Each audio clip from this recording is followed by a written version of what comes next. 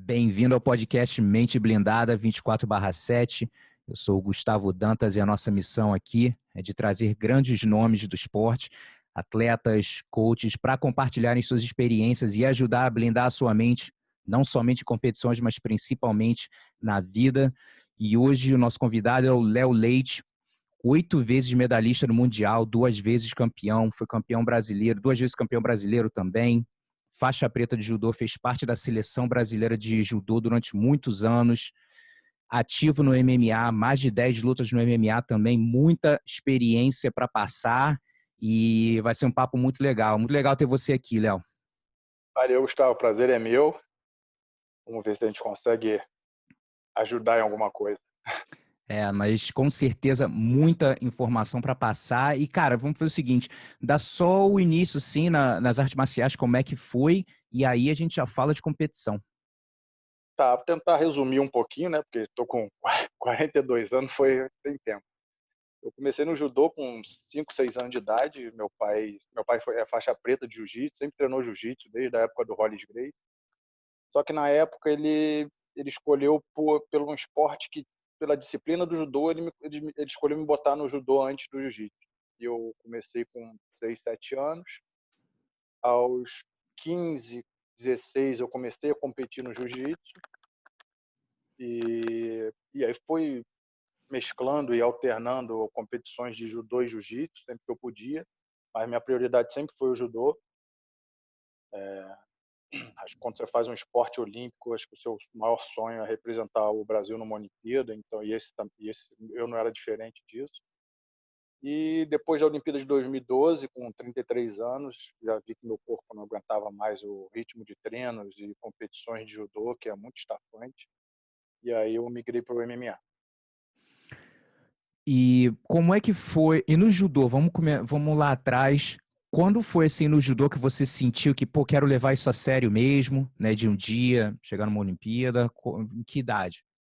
Então, quando eu entrei no judô, eu entrei no judô num clube perto da minha casa. E as competições eram interclubes. Ele não era o meu professor, a academia dele não era federada. E eu comecei a me destacar nessas competições e ele viu que falou com meu pai, falou assim, ó, ele aqui, eu acho que o ciclo dele aqui já deu, ele precisa aumentar esse sarrafo aí, leva ele para um clube federado para ele ter mais dificuldade.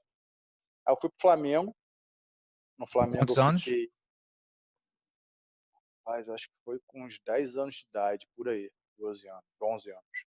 E aí eu fiquei um tempo lá no Flamengo, aí meu professor teve um problema de saúde, eu acabei saindo e fui para Bebê Lagoa, que foi onde eu comecei a me destacar no judô. E é engraçado, porque quando eu era mais novo, até os meus 17 anos, eu não tinha vencido nenhuma competição importante de judô. Assim. Nem importante e nem menos importante, porque, tipo, carioca, estadual, seletivo, nada, eu nunca tinha vencido nada. E quando eu comecei a treinar o jiu-jitsu com 16 anos, 17, que eu comecei a lutar e ganhar as competições, peso absoluto na faixa azul, fazia 10 lutas num dia, 11, aquilo me deu uma confiança tão grande que eu consegui levar isso para o judô. E quando eu tinha 17 anos, eu fui fazer uma seletiva para o Pan-Americano Júnior, em São Paulo. Eu fiz 11 lutas nesse dia. E a maioria das lutas eu ganhei no chão. Legal. E foi aonde eu começou a minha história no judô. Minha história no judô começou aos 17 anos, quando eu ganhei essa seletiva do Pan-Americano Júnior. E aí depois fui convidado para lutar um desafio contra a Argentina na equipe principal. E aí fui ganhando as seletivas e entrei na seleção. Mas eu devo muito da minha carreira no judô ao jiu-jitsu. E do jiu-jitsu e minha carreira no jiu-jitsu ao judô também. Então, Exato. E, cara, claro. quando você estava nessa fase que ainda não tinha os resultados, você sentia que, tipo assim, mentalmente você estava legal, só tecnicamente ainda não estava no ponto, ou foi uma combinação? A cabeça ainda não estava ali e a técnica também ainda não? Eu acho que foi eu acho que eu consegui juntar muita coisa ao mesmo tempo, que foi a minha troca de academia, que eu fui para o Jomar, que é um técnico, até hoje ele é muito bom, teve vários grandes atletas que passaram pela mão dele. E eu comecei a trabalhar, o Gigi é meu professor de jiu-jitsu, no Alexandre Paiva, da vida inteira, desde a faixa branca. e ele fazia parte física com um gaúcho, né, aqui no Rio. E eu comecei a treinar junto com ele. Então, eu comecei a fazer parte física, eu ia junto. E eu acho que é tudo isso, o Jomar, o Gigi com essa me ajudando, né, com preparação física também, com o preparador físico dele, eu acho que tudo isso tudo não foi juntando na hora certa ali e eu consegui essa primeira grande vitória minha no judô. Cara, é tanta experiência, não dá nem para imaginar, competindo no alto nível nos dois, né? É muito complicado e o judô é bruto, né, cara? O judô é Muito. difícil, é E hoje, difícil. Acho que a e maioria hoje das lesões que eu tive aconteceu no judô. Lógico que eu não tenho nem 1% da experiência que você tem, mas eu digo, tipo assim, eu tive a oportunidade de lutar uns campeonatos, treinar, e eu vi, cara, é complicado no corpo. muito. Hoje eu fiz judô, jiu-jitsu em alto nível e MMA eu faço hoje em alto nível, né? Eu estou no Bellator, que é um dos maiores eventos do mundo hoje. E eu posso te dizer com toda segurança e certeza que o judô é o mais desgastante para o corpo, é o mais dolorido. Sinistro. E, cara, vamos falar então um pouco, vou perguntar um pouco do judô, depois do jiu-jitsu e a transição do MMA. Então, olhando na sua carreira no judô, né, ainda mais de repente, num momento ainda que você... Antes, vamos supor, assim, nessa época que você falou que começou a melhorar, qual foram alguns erros, assim, que você acredita que você cometeu de treinamento, às vezes de performance, alguma coisa que vem à sua mente que você conseguiu consertar depois? Eu acho que aquela época não é como hoje, né? A gente lá não tinha periodização de treino, você É. não tinha um programa, um cronograma, não tinha alguém que te falasse, ó, agora você vai fazer isso, vai fazer aquilo. A gente fazia mesmo 20 treinos por dia, 10, quantos desse para a gente fazia. E quando eu comecei a fazer a parte física, muito pouca gente nessa época fazia. Uhum. Então foi ali que eu comecei a me destacar dos outros.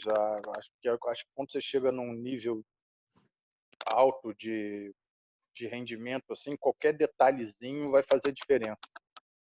Ou hoje você tem várias coisas que antigamente não tinha coaching, não tinha muito esse negócio de nutricionista. Então, então a gente acaba que aquela época eu acho que o algo a mais que eu consegui para vencer essa seletiva foi essa parte física, foi a preparação física. Uhum. E aí, depois que você começou a engrenar mesmo, os resultados começaram a aparecer no judô, e o que que você vê de outras coisas assim? Eu quero saber, gostaria até de saber na parte psicológica, como é que era lutar nos grandes eventos de judô, como é que era a expectativa? Você conseguia lidar bem com a emoção de render o teu treino, né, na competição? Sim, é engraçado, porque depois que eu fiz o MMA, eu vi como a minha cabeça trabalhou diferente nas 3 modalidades, né. Hum. Eu acho que se eu tivesse a mentalidade que eu tenho hoje para fazer uma luta de MMA, se eu tivesse ela no jiu-jitsu e no judô, eu acho que eu teria ido muito mais longe, mas a gente só aprende isso um pouco mais velho, né, infelizmente. E acho que o judô, por eu lutar, a gente lutava praticamente todo final de semana, e viagens, e a gente lutava, eu lutava com os mesmos caras muitas vezes. Eu acho isso me deixava um pouco mais relaxado, assim, não sei se é a palavra certa, mas não quanto ao treino. Treinar eu me dediquei, me dedico e sempre me doei 100% aos treinos, até hoje. Mas eu acho que, como eu sabia que eu ia lutar com o cara mais uma vez, eu acho que aquilo, a minha cabeça podia dar uma relaxada sem eu querer, assim, mas hoje eu percebo isso. Porque no jiu-jitsu eu sabia que eu não ia lutar com o cara de novo durante um bom tempo, assim. Eu poderia lutar.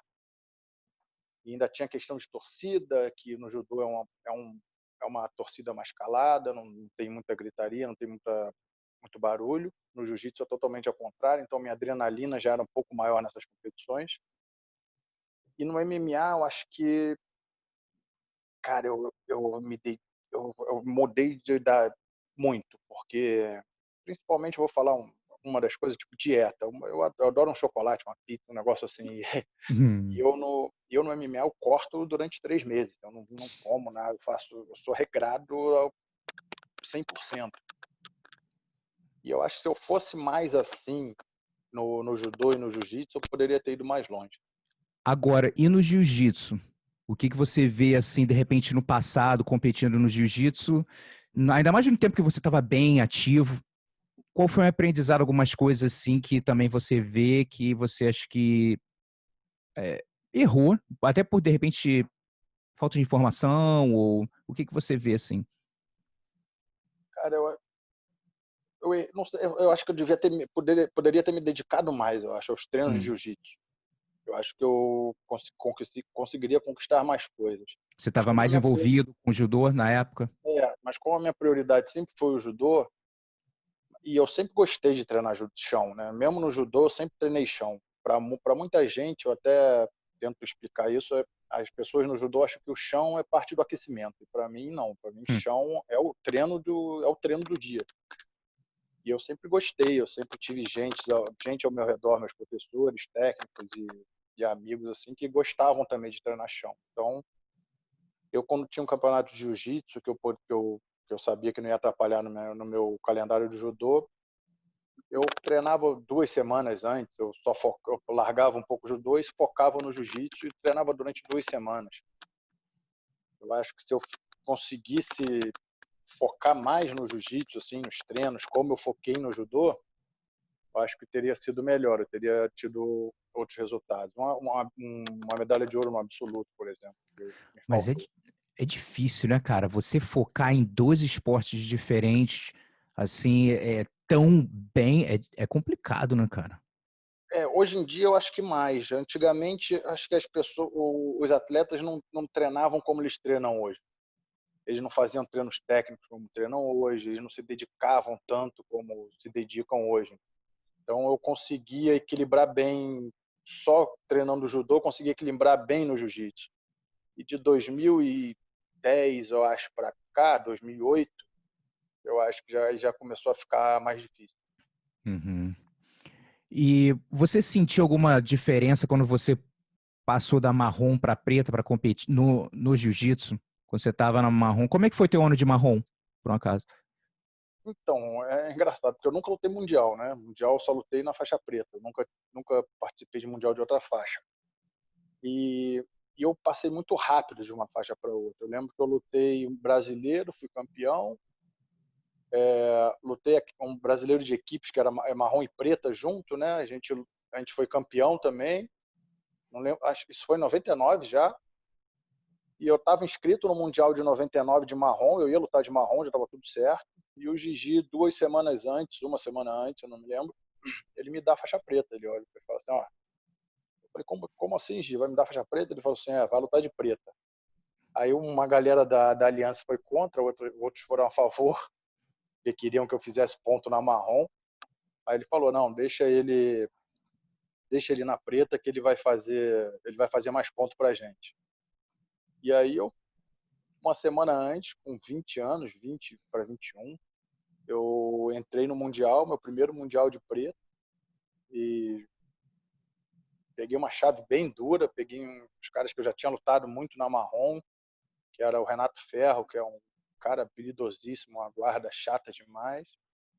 Na semifinal foi o Daniel Simões, né, Daniel Grace, e na final eu lutei com o Zé Mário. Legal. E quando você olha assim, vamos falar do judô primeiro, qual foi uma das melhores performances que você já teve? Eu não digo necessariamente ganhar, mas se sentiu bem, falar, caramba, como eu lutei bem, cara, me senti muito bem, às vezes não vem com a vitória, né? Mas qual foi uma performance que te marcou no judô? Cara, foi de uma vitória, foi do Pan-Americano em 2001. Eu, eu ganhei a seletiva para o Pan-Americano e eu lutei meu peso, fui campeão. E o absoluto, normalmente quem luta é o peso pesado, né? Eu era meio pesado. E o peso pesado estava meio assim, falando que não queria. E eu, na hora, eu corri no Jun, né? Que era o nosso técnico. Eu falei assim, Jun, me bota no absoluto, eu quero lutar. Aí ele foi e falou, tem certeza? Eu falei, tenho. Aí me botou no absoluto. E a gente estava lutando na Argentina. E eu fiz a final do absoluto com o argentino, peso pesado, todo mundo gritando, berrando, totalmente diferente, mas eu já estava acostumado, né, com jiu-jitsu, então para mim foi tranquilo. e acabei vencendo peso absoluto, e depois a gente ainda foi campeão por equipes. Então foi um Que campeonato maneiro. e eu ganhei o troféu de melhor atleta do campeonato. Então foi um campeonato que ficou muito marcado para mim. E o que que você acredita que influenciou para tudo dar certo nesse dia? Cara, então, eu acho, eu tenho muito isso de que quando não é para ser, não vai ser. Como minha última luta, por exemplo, de MMA, eu sabia que podia ser qualquer um ali que eu não venceria ali, porque não era eu que estava lutando. E nesse dia, cara, eu estava tão confiante, estava lutando tão bem, que eu sabia que dificilmente alguém me venceria. E mesmo peso pesado, que era um cara, o Orlando Batino, né? É meu amigo hoje, inclusive. Ele era um cara muito experiente, já tinha ido para a Olimpíada, 2 Olimpíadas, então era um cara difícil de lutar, tudo demais, e eu consegui lutar muito bem com ele e vencer. Acho que aquele dia ali tudo deu certo, acho que era o meu final de semana aquele dia. Engraçado, uma coisa que eu gosto de falar para as pessoas, é uma coisa que eu aprendi até com o Tony Robbins, não sei se o pessoal tá ligado, é um palestrante motivacional que tem nos Estados Unidos, muito, muito conhecido. E uma coisa que eu aprendi com ele uma vez falando, ele falando da diferença entre você acreditar e ter uma convicção, né? E eu já tive umas experiências dessas, porque é estranho, né? Não é só você estar acreditando, você fala, meu irmão, não, é hoje, e é uma coisa que é mais forte, não dá para explicar assim. Você já sentiu isso várias vezes, já teve essa convicção, fala, meu irmão, é hoje e tudo deu certo, mais vezes também, além dessa. Já tive no MMA, já tive algumas vezes, mas também já tive ao contrário, né? Na minha última luta, por exemplo, eu estava tão bem treinado, mas tão bem treinado, cara, que eu tinha certeza que eu ia ganhar bem a luta. Não tinha dúvida, estava com gás, estava forte, tinha cortado peso muito bem, tinha feito sparrings pré-luta ótimos com caras duros, inclusive do UFC. Eu tava tudo ótimo. Primeiro round eu comecei bem, e depois comecei, não sei o que aconteceu, que eu só sobrevivi ali. Então eu já tive os dois lados. Eu tive o lado já dessa convicção de que tudo vai dar certo, e deu. Uhum. E esse é o último agora, de que também que estava convicto que ia dar certo e acabou dando errado. Mas o mais importante é isso, né? Você ir, nem sempre vai ser do jeito que você quer. Eu sempre uso muito o exemplo do Michael Jordan. Eu estava até criando conteúdo ontem, e até de livros, documentários, coisas que fala, e sempre falava, cara, o último arremesso do jogo, pata na minha mão. Eu falo assim, toda vez eu vou com a convicção de que eu vou acertar, que eu treinei, só que nem sempre a bola entra, tá ligado? Mas eu vou com aquela de que vai e vai e vai, mas tem outras pessoas que estão jogando, outras pessoas que têm sonhos, objetivos, como você, né? Então E na luta eu acho que ainda é pior, né? Porque não depende só de você. Uhum, exato. Então, você está lutando contra uma outra pessoa que fez plano A, B, C, várias estratégias para te ganhar, treinou durante meses para te ganhar ali. É. E no jiu-jitsu, qual a performance que você lembra, assim, semelhante? Ah, essa não tem jeito, essa aí é o Mundial de 99, e É. daí vai ficar gravada sempre na minha cabeça, porque foi meu primeiro campeonato mundial, foi meu primeiro campeonato de faixa preta. Eu ganhei na final de um cara que eu admiro muito, que é um ídolo do esporte, e tinha perdido. Eu achei até que ele não tivesse perdido ainda na faixa preta, mas parece que ele tinha perdido um ano antes pro Roleta. E, e ele é engraçado, porque eu vi, como eu sou do judoca, né, eu não estou muito acostumado não estava muito acostumado com aquele tipo de torcida. E eu via os caras que eu sempre admirei, que eu sempre olhei no tatame e falei, pô, esses caras, quero ser que nem esses caras aí. Então era Murilo, era Libório, era o Valide, era o Carson, era todo mundo encostado no alambrado e gritando contra, e me olhando feio. Eu falei assim, caramba, onde eu cheguei, cara? E eu ficava andando para um lado e para o outro, assim, antes de lutar. Eu falei assim, cara, eu vou lutar com o Zé Mário, velho. Só que aí na hora, eu acho que o jogo casou muito, né? Porque ele era um cara que gosta de jogar por cima, e por baixo ele tem uma meia guarda que é muito chata também. Mas era uma meia guarda que eu gosto de passar, então acabou casando muito o jogo dele com o meu naquele dia. Ele puxou, E não? Ou você botou puxou, para baixo? puxou. Uhum. Ele puxou, eu passei a guarda uma vez, mas ele tentava meia guarda e me raspar segurando a minha perna. E esse campeonato me deixou muito marcado, por ser o primeiro na preta, por ser o primeiro mundial. Com certeza. Pô, quando você falou Zé Mares, que tinha perdido do roleta uma vez, alguma coisa, então, e a tua cabeça, você entrou na boa, falou assim, quando você falou, caramba, né, tô lutando com cara, mas ali a cabeça tava legal. Então, como eu era muito novo, estava estreando na faixa preta, eu estava lutando mais leve, eu acho. Acho que eu estava mais tranquilo. Recém chegar na faixa preta, um garoto ainda, e não tinha responsabilidade. Eu acho que se eu lutasse na marrom, talvez eu não tivesse o resultado que eu tive na faixa preta, porque aí eu sei que Interessante. a pressão ali seria maior, porque ali estava todo mundo em cima de mim, querendo que eu vencesse peso absoluto, para ajudar a academia. Eu acho que eu ganhar essa faixa preta antes foi um diferencial muito grande. Eu entrei mais leve, mais solto e consegui lutar bem. E voltando para o judô, vamos falar de alguma performance não tão boa que você saiu e falou, caraca, não rendi, e o que você aprendeu dessa experiência? Então, foi um Grand Prix na Holanda, que eu estava lutando, eu lutei umas 2 lutas do 3 e fui para as quartas de final.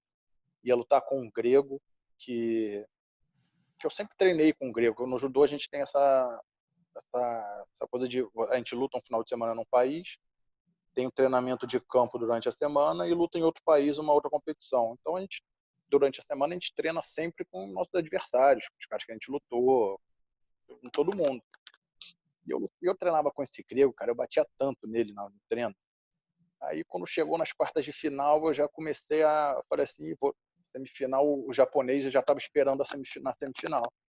E eu já fiquei pensando no japonês antes de entrar nas quartas de final. Falei assim, pô, esse cara agora eu vou passar bem, depois tem o japonês já treinei, aí é o luta dura. Cara, quando começou a luta com o grego, tentava fazer uma coisa, não conseguia. Tentei fazer outra, não conseguia. Ixi. Aí eu falei, o que está acontecendo? Não sei o que, treino tão bem com esse cara, não sei o que. Aí minha cabeça começou a ficar ruim, eu comecei a ficar meio nervoso, que não estava conseguindo fazer as coisas. Comecei a cansar, estava fazendo uma força errada por causa que eu estava ficando nervoso. Acabei perdendo. Então, um dos meus aprendizados no judô foi esse. Principalmente no judô e no jiu-jitsu, que você tem uma chave, às vezes, muito longa, é você não olhar a próxima luta. Você pensar sempre na primeira como se fosse a última. E isso aí me atrapalhou muito. Cara, eu entrevistei algumas semanas atrás o Jimmy Pedro, né? Para quem não sabe, Eu, se não for o maior nome do judô nos Estados Unidos, seria ele da história? Você acredita que é 1, 2, né? masculino, acho que Masculino, sim. masculino. Masculino, acho que sim. Uhum. E eu perguntei a mesma coisa para ele, ele falou que, eu acho, se eu não me engano, tentando lembrar qual foi, eu não estou lembrado qual Olimpíada que ele tinha sido campeão mundial, acho que em 99, acho que era 2000, acho que ele estava indo, pô, tipo assim, era favorito, estava ganhando todos os eventos, e me parece que ele tinha treinado com um coreano, se eu não me engano, na Europa, num desses training camp, que ele também falou assim, ele esculhambou o cara treinando.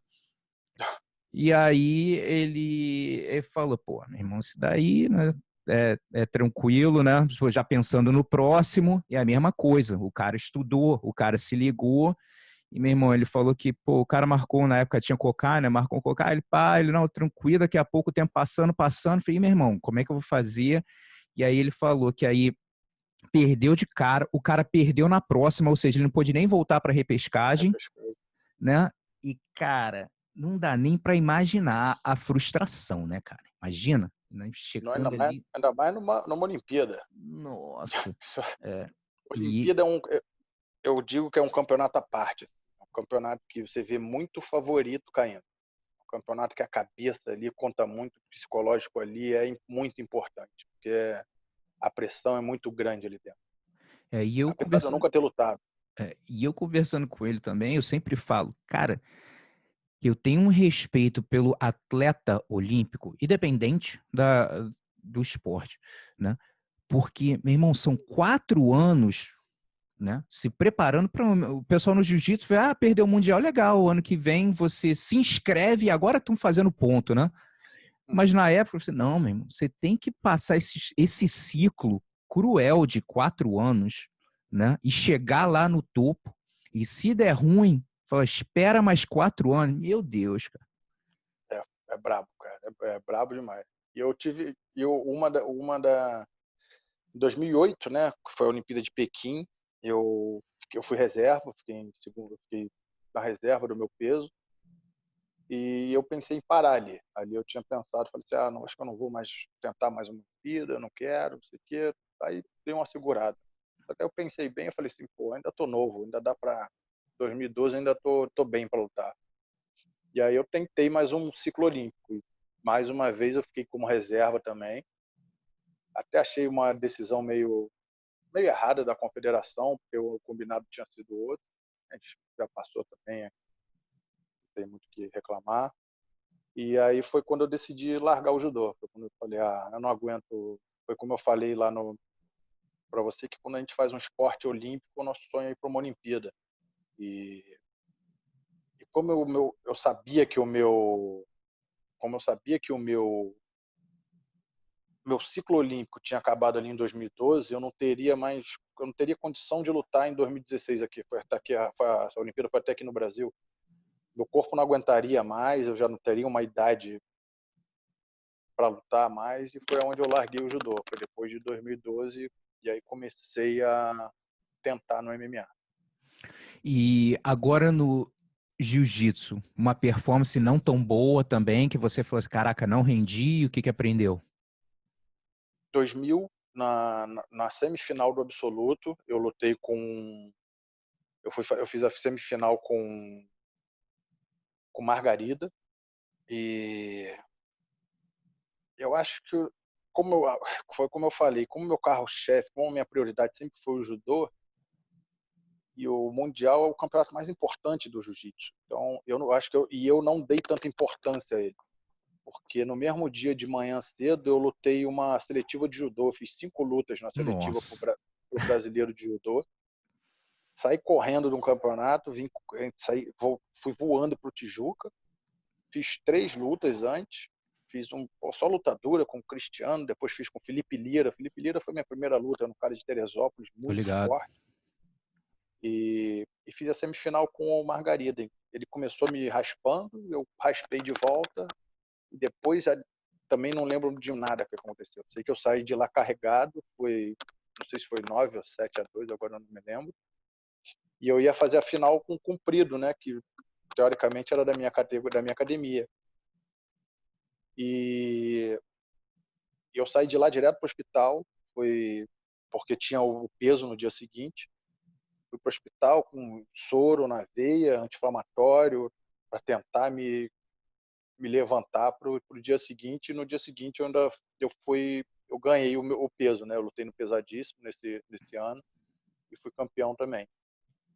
Mas o que eu levo é que a gente não é o super-homem, né? Acho que a gente tem que ter prioridade. E eu errei a minha prioridade nesse dia. Eu poderia ter aberto a mão da seletiva de judô e hoje eu poderia estar aqui falando de um título absoluto que eu não tenho. Então, eu acho que o aprendizado foi esse. E Saber como abrir mão de algumas coisas. e como tava a cabeça quando você chegou no domingo, tá ligado? Porque aí você já chega, tá dolorido pra cacete, provavelmente, né? Tá cansado, fadigado. Tava muito fadigado e doendo muito. Eu tava com uma lesão no joelho também, porque na minha primeira luta, o Felipe Lira, quando foi me puxar para a guarda, ele foi com as 2 pernas em uma perna minha, e meu joelho foi lá para trás. Hum. Então, eu já lutei ali o resto do campeonato meio com o joelho ruim. E aí, como eu falei, fui para o hospital, fiquei tratando, um anti-inflamatório na veia. E no dia seguinte eu lutei bem, estava bem de novo, cabeça boa.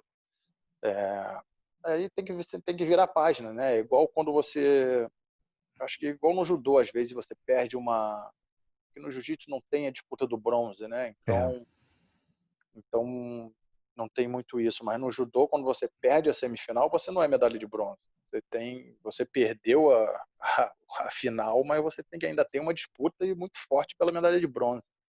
Então você tem que se readaptar muito rápido, tem que se reorganizar muito rápido e não pode deixar se abater nessas horas. E foi o que eu fiz. Eu acho que eu já já estava bem no dia seguinte, já estava confiante de novo e deu tudo certo. Eu consegui o meu bicampeonato.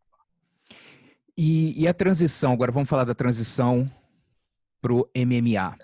E eu digo como é que foi a transição emocionalmente falando, né? Cabeça, aquela coisa, né, que agora é parada diferente, é algo novo que você ainda não experimentou. Como é que foi? Digo assim, ainda mais assim, dia anterior, dia de luta, como é que você se sentiu comparado com o judô e o jiu-jitsu? Cara, eu postei até esses dias eu postei um vídeo sobre resiliência, né? E falei um pouco disso. Eu mudei para o MMA, como eu falei, depois de 2012, da Olimpíada. Em 2008, eu fui treinar na BTT, o Murilo me chamou para ajudar o Minotauro numa luta contra o Pavel Nastlo, que é um polonês, judoca polonês muito forte Eu na época, lembro. e eles iam estar no Pride.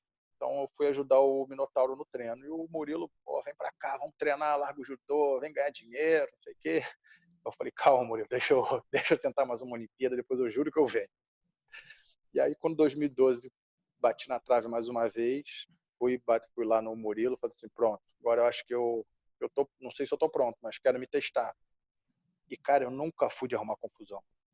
Eu não brigo na rua, eu não briguei na rua.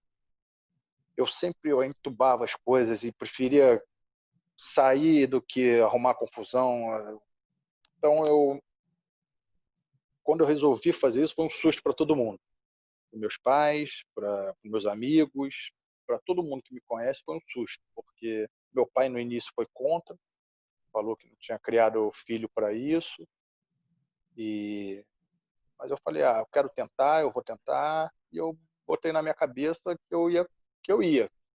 E eu ia me testar e ia ver se era isso que eu queria mesmo. E como eu nunca tinha dado soco na cara de ninguém, nunca tinha tomado soco na cara de ninguém, até jiu-jitsu sem kimono, eu treinei muito pouco. Eu só lutei uma vez jiu-jitsu sem kimono. Então era tudo novo para mim. Então eu não sabia como ia ser minha reação tomando soco, minha reação dando soco. Então eu concentrei mais na minha parte em pé, de boxe e Muay Thai, para entrar de cara nisso. Foquei muito nisso. Antes de fazer a minha luta de MMA, eu fiz uma luta de boxe amadora e venci. Foi uma experiência legal também? Muito legal, muito. Eu tenho vontade de fazer mais lutas dessas. E, e ali eu vi que eu levo jeito. E eu tinha 6 meses, eu acho, de boxe, no máximo, 4 ou 5 meses. E eu lutei com um garoto que era campeão brasileiro de Muay Thai, peso pesado, 3 ou 4 vezes campeão, tinha cinturão de vários eventos.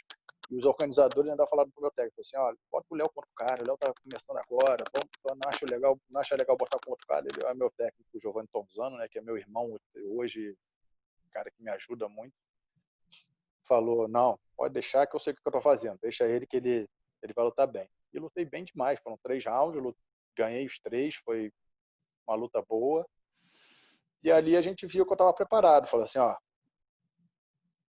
vamos marcar logo. Aí logo depois do Mundial em 2013, que foi meu último Mundial de Jiu-Jitsu, que fui bronze no absoluto, a gente marcou a luta e aí eu deixo o carro na casa do meu pai, né, para ir treinar na BTT. Meu pai mora ali perto. E vou andando. Aí na volta eu passo assim, tô voltando para pegar o carro e ele tem convite aí para a luta? Eu falei, tenho, para quem que é? Para mim. Eu falei, ué, você vai? Aí ele falou, resolveu fazer isso aí, eu tenho que ir, né? Como é que eu não vou? E aí, desde a primeira luta, o cara que vai em todas, é o primeiro a comprar passagem quando eu luto lá fora, é o primeiro a ver o meu adversário, Irado. estudar. Hoje ele adora. A última luta acho que ele ficou meio chateado. Eu também, né, fiquei muito, porque eu apanhei muito na minha última luta, fiquei muito machucado. E eu só pensava ali na hora em que o juiz não parasse a luta. Eu pensava só em sobreviver ali até o final, para não acabar a luta. E quando acabou, eu fui pro quarto, deitar, tentar dormir, né, que é muito difícil dormir assim depois da luta, ainda mais todo machucado.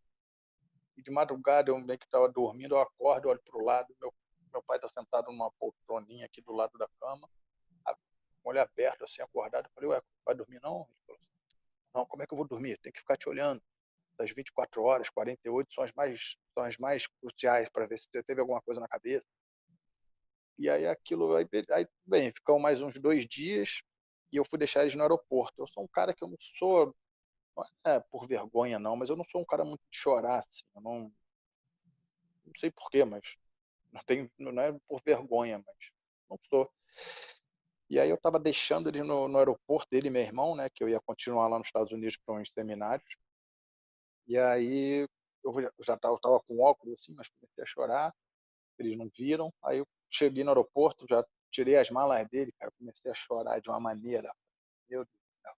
Aí abracei eles, pedi desculpa, falei, eu fiquei mais triste, não pela derrota minha, porque eu sei que ali, quando eu entro ali dentro pode acontecer muita coisa, então eu estou preparado para isso.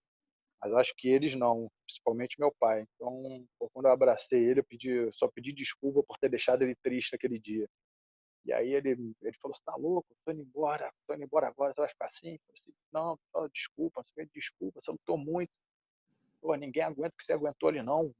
Pô, muita gente já tinha batido, virado de 4 ali, esperado a luta acabar. Você lutou, você foi guerreiro, você quer lá.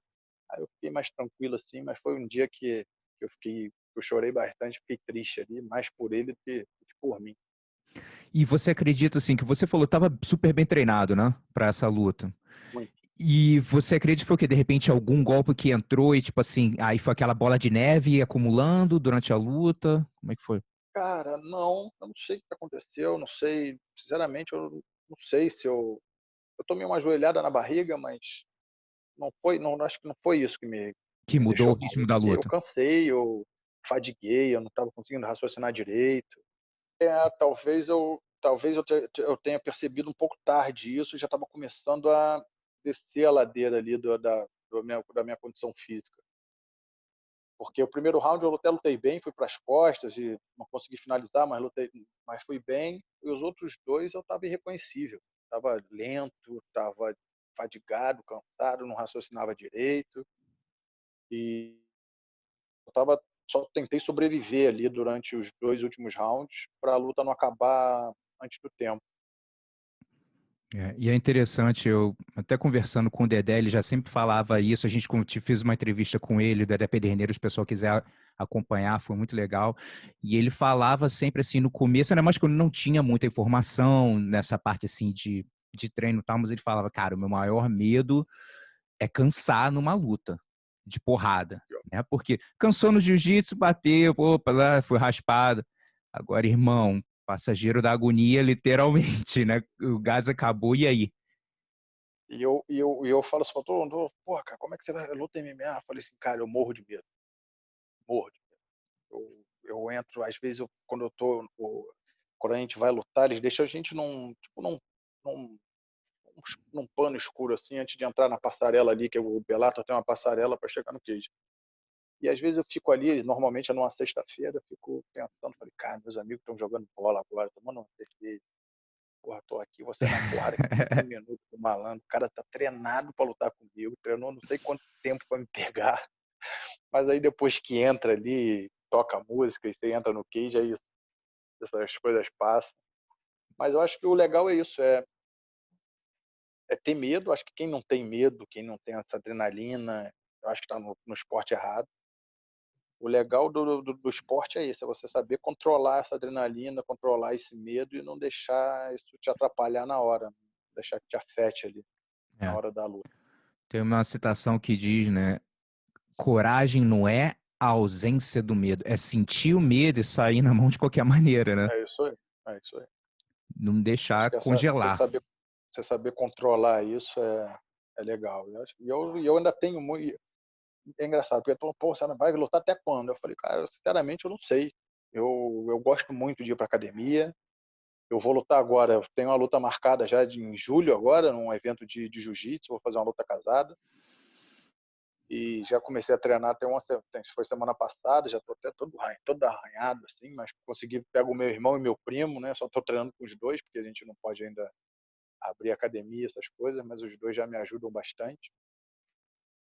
E eu não sei até quando eu vou, mas eu gosto tanto de treinar, cara. Gosto tanto acordar cansado, dolorido e mesmo assim levantar e treinar. Eu gosto da molecada lá na BTT, de ficar rindo e, pô, eu volto a ser eu tenho a idade deles quando eu tô lá dentro. Pô, eu vou pro Claudinho Coelho, na Nobre Arte, fazer sparring, eu sei que eu vou lá para me fuder. Sei que ele vai querer me acabar comigo e arranque minha cabeça. Mas eu vou amarradão e volto na outra semana amarradão.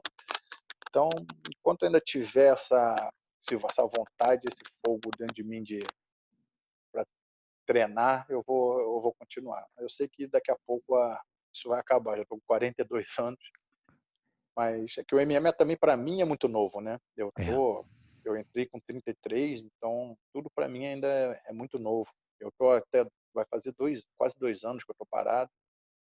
Eu ia lutar no passado e acabei tendo um problema de saúde, não pude lutar. e agora com relação ao MMA performance, qual a performance que você sentiu assim que pô, foi muito bem, que te marcou também, que você sentiu tudo fluiu bem? Foi a minha luta para manter o cinturão do 84 no Legacy. Eu lutei contra um cara, o Ryan Spann, que é um cara de 1,93 m. Ele hoje está no UFC, está no meio pesado do UFC, ganhou do Minotauro, ganhou do KLB aqui no Brasil também, ganhou todas as lutas no UFC até agora. E a gente fez uma luta de 5 rounds. Cara, eu comecei, logo no início, eu comecei tomando um soco, meio que sentei assim, me levantei rápido, mas depois eu fui dominando a luta de uma maneira, botando para baixo, batendo, acabava o round, eu conseguia botar para baixo. Aí todos os 5 rounds eu ganhei tranquilamente os 5 rounds, e botando para baixo, batendo e não perdendo posição, não consegui finalizar nem nocaute, mas foi uma performance que eu vi que a minha parte física estava muito boa ali. Foram 5 rounds que eu lutei muito bem, que eu É não cansei muito nem tempo de briga, cara. muito Puta tempo. merda. São 25 minutos, cara. E eu lembro muito bem que eu ainda acabo, quando acaba a luta, eu vou na câmera e agradeço ao Pimentel, que é meu preparador físico, né, até hoje. Ele é meu preparador físico há mais de 20 anos já. E eu vou na câmera e falo, Pimentel, você é o cara. Pô, tô inteiro aqui depois de 25 minutos. E eu tava mesmo. Então, ali pra mim, acho que foi a minha, minha luta mais, que mais marcante, assim, pra mim. Uhum. E você teve chance até, de repente, no judô, de trabalhar com algum psicólogo esportivo, alguma coisa pelo judô? Você já teve acesso a esse tipo de informação? Não? Então, no judô a gente tinha a Adriana, não sei nem se ela ainda tá lá na confederação, mas ela era. Então, quando a gente estava em treinamento de campo, ou concentrado com a seleção, a gente tinha esse apoio deles. Até é que e depois eu teve uma coaching que me ajudou um pouco, mas ultimamente não, eu não tenho tido mais esse tipo de trabalho junto comigo. Mas o que você acredita que somou na época? Coisas que você falou assim, pô, legal, informação legal, algo que você usou, que muita gente que já fez algum trabalho, tipo assim, aprendeu alguma coisa que carrega com ele e não precisa mais, que faz sozinho, né? E tem algo assim que chamou tua atenção na época que você fez? Cara, no judô era muito, não era tanto como hoje, eu acho. Acho que hoje é um trabalho mais individualizado ali, que é uma pessoa que tenha só atenção Tá, para você. O tá. judô era um negócio mais em grupo ali, então, mas o que eu gostei, o que eu levo para mim é sempre que vem um pensamento meio ruim antes da luta, que normalmente aparece, né? Não tem como fugir disso.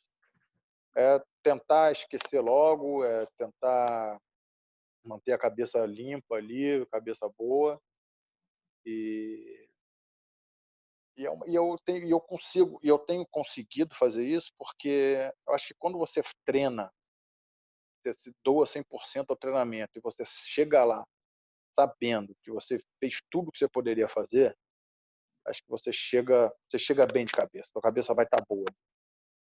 Agora, se você achou, pô, cheguei aqui, mas eu devia ter feito isso, devia ter feito aquilo. aí eu acho que você já vai começar a ter pensamento ruim e pode ser que isso influencie na hora da luta. Então, como eu sempre fui um cara muito dedicado a treino, eu sempre me doei 100% em todos os treinos, até hoje eu sou assim. Então, eu sempre chego com a cabeça muito boa, sempre chego com a sensação do trabalho cumprido, dever cumprido para chegar ali. E é o que eu falei, eu gosto tanto desse processo, que é o processo da luta, né, que às vezes é mais desgastante. Às vezes não, às vezes é mais desgastante e dolorido do que a própria luta. E eu ainda fico muito, ainda gosto muito desse processo. Então eu faço ele com o maior prazer do mundo, eu me dou ao máximo em todos os treinos e eu falo isso para os garotos hoje. Eu falei assim, cara, não adianta, pô, é para fazer o negócio, faz forte, faz direito. Aí um treino que é para você sair de baixo, que a gente faz muito, né? Que é o cara tem que sair de baixo, ficar em pé e o cara batendo por cima. Aí se o cara só fala assim, ó, não acho que você vai, que você na tua cabeça você fala assim, ah, não vou sair não, mas na hora da luta eu vou sair. Hum. Porque na hora da luta você não vai sair. Você faz na luta e você faz no treino, não tem jeito. Então, começa a estar morto aqui e tenta sair, porque se você não tentar aqui no treino cansado, pô, quase desmaiando de cansaço aqui, se você não tentar levantar, lá na hora você vai estar cansado e você não vai levantar. Então, logo que eu tento passar algumas coisas para eles aqui, para tentar ajudar nessa caminhada deles, que eu sei que é curta e é bem dolorido. Eu sempre falo isso, que o trabalho árduo é a raiz da autoconfiança, né? Como você falou, ter a certeza de que fez tudo, né? Isso daí é o principal. Agora, como você se prepara mentalmente? Vamos supor, você está ainda mais agora no MMA, vai se preparar, voltar a lutar. Como você, além do treino, como você falou que vai, né? Que é o que vai construir a tua confiança, o que mais você faz com relação a isso? Algum tipo de visualização, meditação, alguma coisa? Cara, o que me ajudou muito tem me ajudado muito, né? Eu treinei durante muito tempo com Orlando Cane. Não sei se você Uhum. já ouviu falar. Já. Ele é o criador da ginástica natural e hoje ele chama de bioginástica.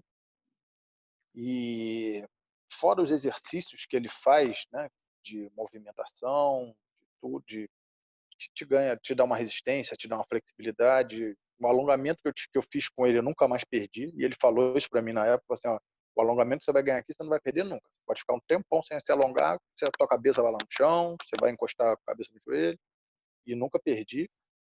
Mas o mais importante, eu acho que ele me passou e que eu adquiri com ele foi a questão da respiração. Quando eu até falho nisso, porque eu deveria fazer isso mais vezes, e eu só faço quando eu tenho luta mar eu faço mais quando eu tenho luta marcada, mas a respiração que ele me ensinou, cara, tira completamente a minha ansiedade. Eu fico muito tranquilo, me ajuda na hora de lutar. Eu faço muito antes de aquecer para todas as lutas, eu tiro 20 minutos para sentar num canto e ficar fazendo a respiração sozinho, e aí depois é que eu começo a fazer bandagem, aquecer. Então acho que essa respiração, esse tempo meu de respiração é a hora que eu tiro a minha ansiedade de dentro, eu começo a me focar e para a guerra, né, para a luta. Boa. E quando você pensa na expressão mente blindada, quem é um cara que vem na tua mente? Pode ser, de repente, parceiro de treino, pessoas que você treinou no judô, no jiu-jitsu, não interessa, que você fala, meu irmão, esse cara aí tem a cabeça sinistra, o cara é dedicado e você vê que é Flávio diferente. Flávio Canto. Uhum.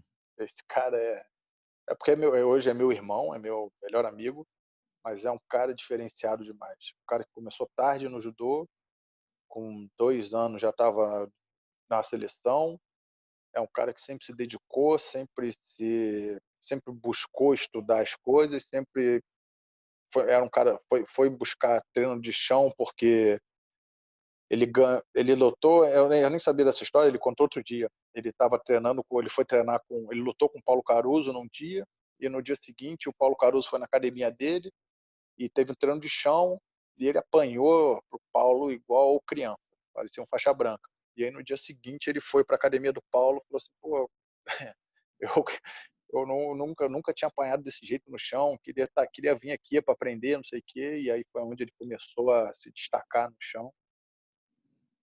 E é um cara muito tático, impressionante como ele tinha um jeito de lutar para cada adversário que ele fosse lutar. Ele nunca tinha a mesma tática, ele nunca ia lutar igual ele lutava comigo, ele ia lutar com você. Então é um cara que sempre estudou muito, é um cara muito inteligente, então acho que se tiver que ter um exemplo de mente blindada é ele. Legal. E interessante porque por causa dele também que eu comecei a fazer preparação com Paulo Caruso em 95, porque ele foi um dos primeiros a fazer com o Paulo, e aí eu vi, saiu alguma matéria, alguma coisa, o Paulo Caruso com ele. Na época realmente não tinha tanta informação, eu vi assim, e eu já estava querendo procurar alguma coisa. Falei, cara, eu quero fazer alguma coisa para melhorar, o que eu não sabia o que fazer. Realmente eu não tinha ideia, não tinha nenhuma. E aí eu vi a foto e falei, pô, eu vi que ele estava se envolvendo com isso, eu falei, pô, que legal. E aí foi a primeira vez que eu comecei, foi porque eu vi alguma foto do Flávio fazendo em algum lugar, e aí eu comecei a trabalhar com o Paulo também, muito legal. Pô, Foi a 95 ou gente não tre 96. a gente não treinou junto não, então? Porque eu comecei a parte física com eles também, em 98 e 99. Era ele e Cara, Pimentel. cara, eu comecei antes de ele ter juntado com o Pimentel. Se eu não me engano, eu acho que foi antes Ah, disso. tá. Eu fui um pouco antes também, depois eles juntaram. Então a É. gente não chegou a É, treinar junto.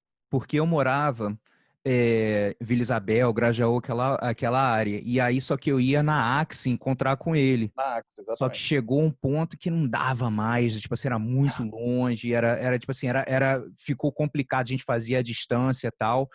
E aí depois eu comecei a trabalhar com alguém na minha área, mas foi muito legal, sabe, pô, o cara sabe muito. Muito. Ele sabe muito mesmo. Ele e o Pimentel são 2 caras que depois eles se separaram e eu acabei ficando com o Pimentel, mas são 2 caras que estudam bastante e que entendem muito de luta, né, o que é importante. Legal.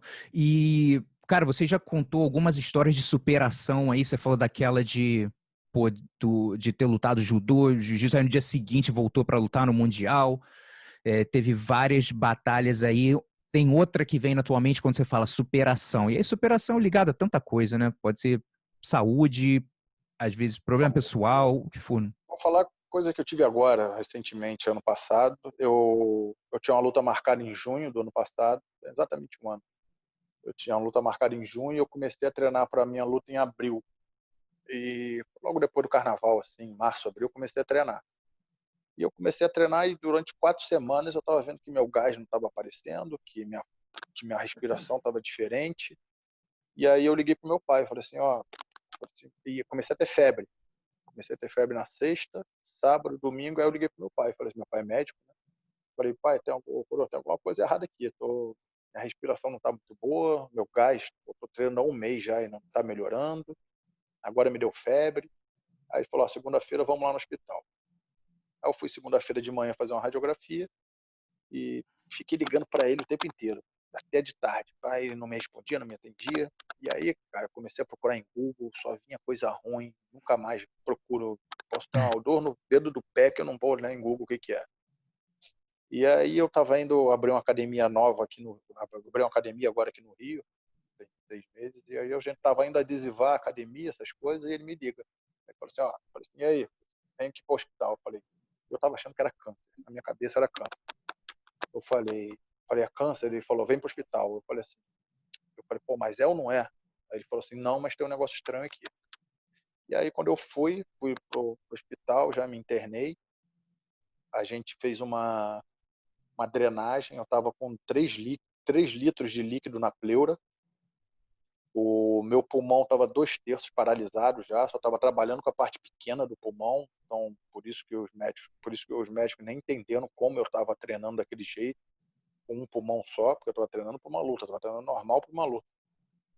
E eles falaram que a minha sorte foi a febre ter aparecido, porque se a febre não aparece, eu teria morrido ali. Quando a gente tirou os 3 litros da pleura, o meu pulmão ele não voltou para o lugar, ele ficou atrofiado aqui em cima, com a pleura empurrando, ele não voltou para o lugar na hora. Aí eu tive que fazer uma cirurgia, 2 cortes aqui, para Caraca. cortar a pleura, me botaram um tubo, né, para inflar meu pulmão, e o pulmão voltar para o lugar, para encaixar no lugar dele de novo. E aí, encaixou, fisioterapia, muita fisioterapia, pra gente que é atleta, cara, é muito difícil, porque quando a gente sai do hospital, eu não posso fazer nada. O máximo que eu podia fazer era uma caminhada de 15 minutos. No início foi uma caminhadinha de 15 minutos, e isso para quem é atleta, para quem é esportista, é duro, cara. É duro você voltar, começar. Só que antes no hospital, eu não contei, aí eu estava com antibiótico na veia por causa de febre e tal, porque a gente não sabia o líquido que saiu, o exame de sangue, todos os tipos de exame que a bateria de exame que a gente fez, nada indicou o que podia ser. Até que começaram a me dar antibióticos de tuberculose. E aí a minha febre começou a baixar. E aí o cara falou assim, ó, a gente não viu a gente tá vendo a asa, a pata da barata, a antena, mas não tá vendo a barata. Mas se a gente deu o remédio e tá diminuindo, vamos continuar. E é um tratamento muito longo. São no mínimo 6 meses de antibiótico todo santo dia. Caraca. E é um antibiótico que você não vende em farmácia, você tem que ir no posto de saúde buscar todo mês. E depois eu fui começar a entender um pouco mais da doença, porque eu nunca tinha ouvido falar em tuberculose do meu meio, assim, perto de mim, nunca tinha ouvido alguém falar que teve. E eu fui começar a entender, e eu vi que a Rocinha aqui é um dos maiores polos do Brasil de tuberculose.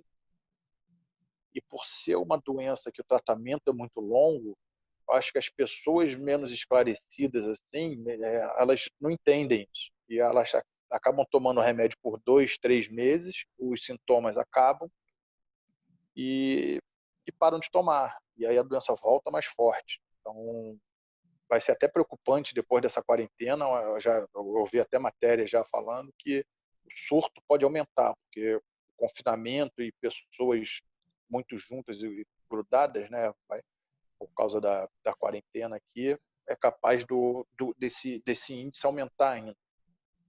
Então, é uma doença que às vezes não tem sintoma, às vezes tem tosse, tem febre, tem perda de peso, mas é uma doença que a gente tem que ter muita atenção e principalmente paciência, porque é um tratamento muito longo. Cara, que doideira, cara. Porra. Mas agora tá tudo bem, né? Se tiver com tempo, tem mais história triste. Aí, em Pode novembro, falar. beleza, acabou meu último dia de antibiótico, foi no dia do Flamengo na final da Libertadores. Eu sou flamenguista, né? Eu fui para a final com meu pai e com meu irmão. Foi demais para mim, porque o Flamengo ganhou, eu acabei do meu tratamento e já estava pensando em voltar a lutar. Então já comecei a treinar de novo, já de novembro, dezembro. Em janeiro, logo no início de janeiro, dia 5, assim, eu tô com uma feridinha na perna, estava achando que estava infeccionando ali, inflamando. Falei com um amigo meu, achei que tivesse virado um furúnculo, eu falei com um amigo meu que é médico, já tinha feito isso no meu cotovelo uma vez. Eu falei, pô, tô com um negócio aqui, vamos abrir logo para limpar, porque eu quero voltar a lutar o mais rápido possível. Aí falou, não, vem aqui no hospital, a gente faz. Aí fui no hospital, quando ele estava abrindo, vieram com um antibiótico na minha veia, comecei a ficar todo vermelho, empolado, coçando. E aí me deram um antialérgico. Provavelmente o antialérgico nessa hora dilatou meus vasos, ele estava limpando aqui a ferida. O líquido subiu, fez um edema subcutâneo na minha perna, na minha coxa. E provavelmente, até hoje, ninguém sabe o que eu tive. Já um monte de grupo de médicos daqui de São Paulo discutiram o que eu tive, ninguém tem ideia do que é. Ou seja, provavelmente esse edema começou a pressionar meu nervo da perna. Eu entrei no hospital numa segunda-feira, eu fiquei de segunda até sexta. Eu nunca senti tanta dor na minha vida. Era o dia inteiro, a minha perna estava queimando, queimava a minha perna inteira, eu chorava de dor. Eu tomava morfina de 4 em 4 horas e não me adiantava. Eu tomava remédio para dormir, não conseguia dormir. Eu virei noite de segunda até sexta. Eu já estava delirando no hospital, já estava vendo coisa. Bloquearam minha perna várias vezes. Até que um dia, numa sexta-feira, eu não estava mais aguentando. Ao ponto de eu pedir para o médico me deixar em coma induzido para não sentir mais dor, porque não estava mais Cara, aguentando. E aí veio a equipe médica, me levou para o centro cirúrgico, botaram um catéter na minha perna, com um remédio pingando lá no nervo, e aí minha dor melhorou. E aí, isso foi na sexta, na terça-feira, o médico veio para examinar o catéter, e o catéter estava tudo certo, e ele ia jogar uma quantidade de xilocaína um pouco. Queria jogar, ele falou assim: vou jogar essa xilocaína aqui para a gente ver, para dar uma anestesiada maior. Aí falou: você quer saber? Vou jogar só um pouquinho, não vou jogar tudo não. Vamos ver, vamos fazer um teste. E aí jogou. Não sei porquê também. A xilocaína subiu por algum vaso errado. Eu comecei a sentir dormência em tudo, a boca com gosto de metal. puta E o merda, médico tinha, cara. e o médico tinha saído. E aí eu falei: enfermeira, tem alguma coisa estranha comigo, chama o médico. Ele falou: ele tá no telefone. Eu falei: mas chama ele, eu tô passando mal. Aí nisso ele volta, ela chama ele volta. Eu falei assim, doutor, tem alguma coisa estranha comigo. Eu vou. Não era sensação de desmaio, era uma sensação estranha, diferente. Eu sei como é que é desmaiar. É uma sensação, eu não sei o que vai acontecer comigo, vai acontecer alguma coisa de ruim comigo aqui. Aí ele olha para mim e fala assim: ó, Léo, não apaga. E sai correndo no quarto gritando socorro. E nisso entra um monte de médico, um monte de enfermeira, e começa a botar o negócio no meu peito, o negócio dentro da minha veia. E nessa hora o meu irmão tá entrando para me visitar, na hora que o quarto tá lotado. Aí ele para do lado da minha cama, eu ia me despedir dele, eu tava me despedindo dele, eu achei que eu fosse morrer, né? Eu ia me despedir, só que ele viu que o negócio estava sério, acabou saindo do quarto. Uma enfermeira começou a chorar, saiu do quarto também. E aí o médico falou assim: Léo, você não pode apagar, não apaga. E aí eu comecei, cara, eu falei assim: cara, eu vou lutar. Eu estava deitado na cama, comecei a balançar a perna e a mão, a cabeça, comecei a suar muito e chorando, cara. Falei assim: cara, eu não vou apagar, eu não vou apagar. E eu brigando com isso, e até que eu consegui me estabilizar, botaram um negócio na minha veia, fiquei mais tranquilo, mais calmo.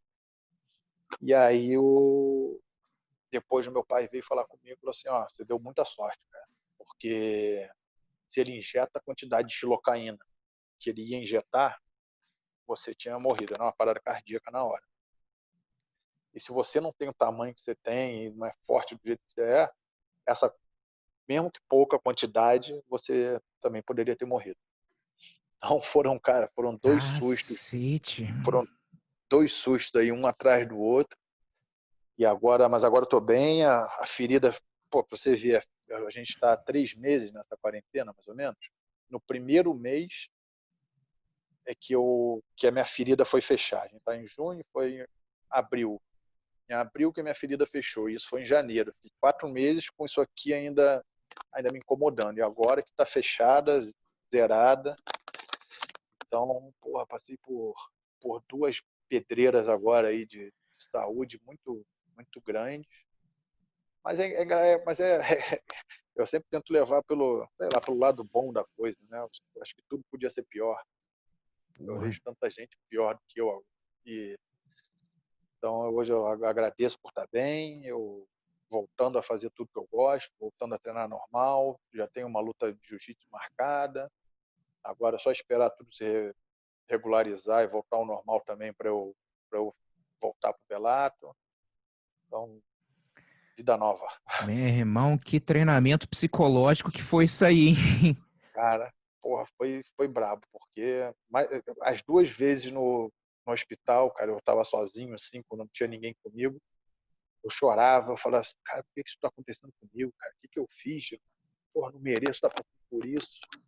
Só que aí tipo, na primeira que eu tinha que caminhar, minha primeira fisioterapia era caminhar pelo corredor do hospital.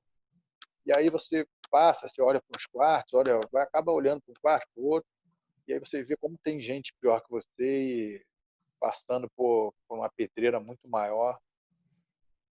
Então a gente, às vezes, não pode reclamar do que está passando. Caraca. E pra galera que tá assistindo aí no YouTube, dá uma curtida aí no vídeo, assina o canal. Se você está escutando no Spotify, passe esse áudio para frente. A gente está chegando no final da entrevista. E, Léo, o que que você diz assim de uma das maiores lições, cara, que a competição te ensinou? A competição de tudo, judô, jiu-jitsu, luta, o que a competição te ensinou, as maiores lições da tua vida?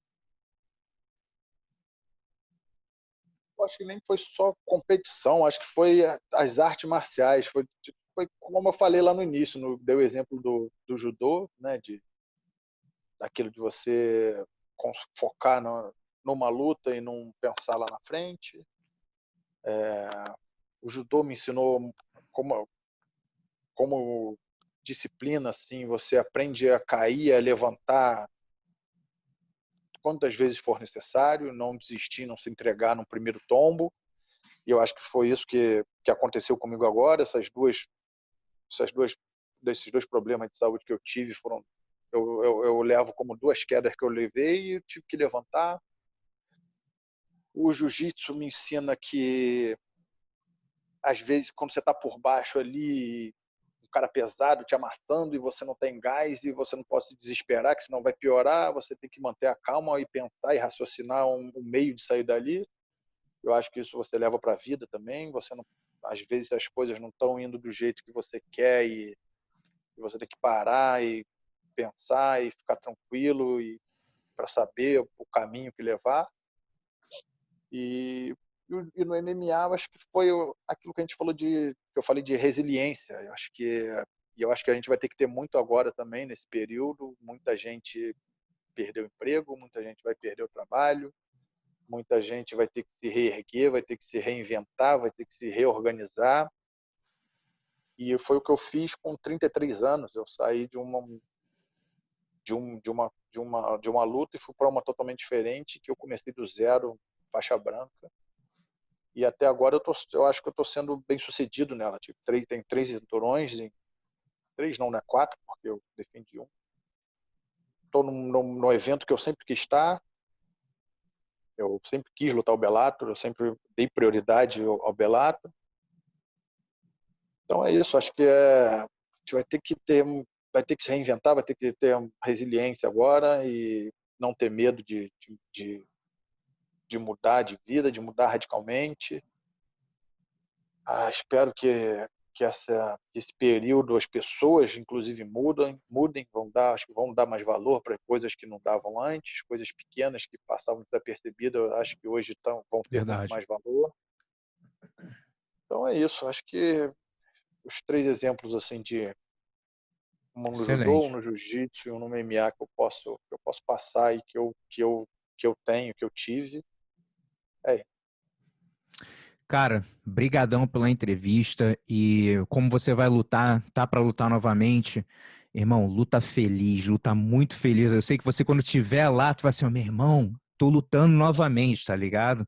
Vai ser, não tem nem como sentir pressão, é uma alegria de estar ali se testando, lutando de novo, ainda mais nas dificuldades que você passou, né? Eu sempre falo para as pessoas é uma coisa que eu já fazia quando ainda estava mais ativo de competir, de estar na área de aquecimento e agradecer a oportunidade, porque, cara, quantas pessoas, o pessoal que está assistindo aí, quantas pessoas você já viu passar na tua academia que treinava, tiveram que parar, porque, meu irmão, vida, responsabilidade, trabalho, lesão financeira ou o que for, mas o cara na cabeça dele tá assim, pô, quem dera eu pudesse estar treinando novamente, quem dera eu pudesse estar lutando novamente, tá de repente num campeonato. Então eu falo, cara, independente do campeonato que você tá, se é um mundial, se é pô, fundo de quintal, campeonato pequeno, irmão, luta com muita gratidão e felicidade de estar ali, porque um dia não vai ter mais Master 8, Master 9, um dia vai acabar, sacou?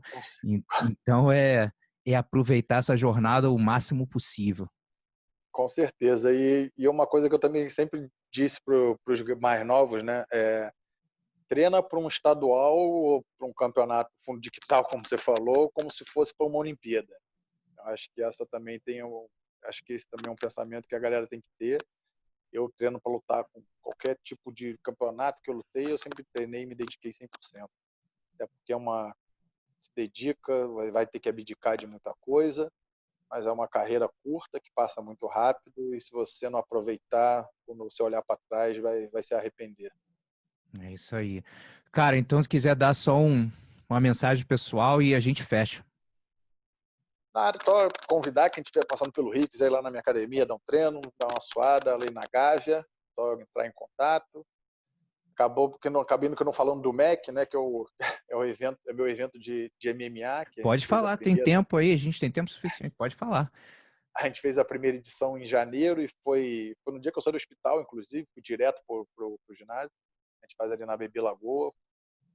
É um evento que a gente tem, sou eu, meu irmão, o Vitor Pimenta, que é meu técnico de MMA, e o Giovanni Tonzano, que a gente idealizou um evento para tentar ser diferente dos outros um pouco e dar chance, como a gente sabe como é difícil, né? É, Principalmente o início da carreira de atleta de MMA, que tem um sonho de lutar em grandes eventos, de viver disso. Então a gente tenta, apesar da bolsa ainda não ser o que a gente acha que deve ser, mas é o que a gente pode dar hoje.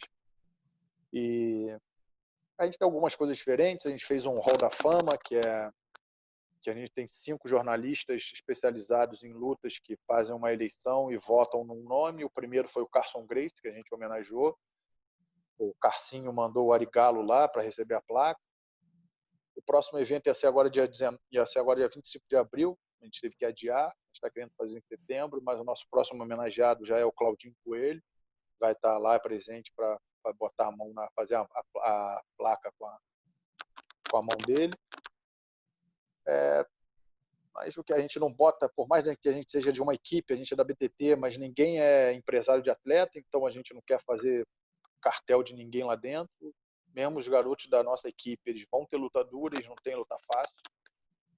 A gente bota, não pode ter 50% de atletas da mesma academia. Então, a primeira luta, tiveram 18 atletas no primeiro evento, tinham 12 ou 13 equipes diferentes, se eu não me engano. legal. Então, a gente dá espaço para todo mundo, a gente tenta ajudar todo mundo e a gente tenta dar o maior. As lutas a gente tenta fazer da melhor forma possível. A gente não bota um cara que é 6-0 com um cara que é 1-5, por exemplo. Apesar dos dois terem 6 lutas, a gente não vai botar nunca os dois para lutar. Então a gente sempre tenta casar lutas equilibradas, que é bom para o público. O nosso último evento foi só luta boa, impressionante como só teve luta boa.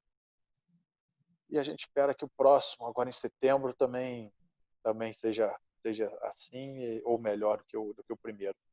Show. Brigadão, Léo, valeu mesmo. E para o pessoal aí, não esquece de assinar o canal, curtir o vídeo. Se você está assistindo no YouTube, ou passa para frente no Spotify. Tamo junto, valeu, Léo, um abraço. Valeu, Gustavo. Obrigadão pelo convite, cara. Obrigado. Os